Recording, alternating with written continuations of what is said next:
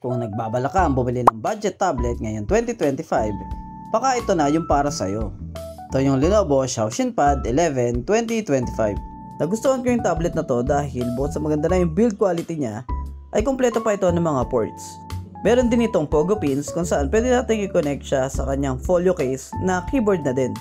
Naka Dolby Atmos na ito na quad speakers kaya siguradong maganda at quality yung tunog. Dual banda din ito kaya pwede natin i-connect sa 2.4 at 5G na Wi-Fi. Ang highlight talaga ng tablet na ito ay yung kanyang display. Kalain mo ay nakatukay na resolution na ito at ang ganda pa ng aspect ratio niya. Yung tipong pag nanood ka ay hindi masakit sa mata dahil halos saktong-sakto lang yung mga mapapanood natin dito gaya ng Netflix at YouTube.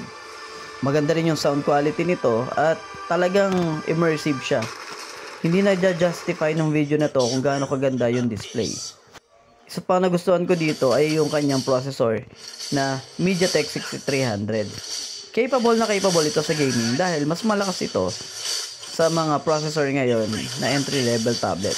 Kagaya ng G99, G100 processors. At dahil sa ganda ng display at sounds nito, talagang mapaparami ka ng laro.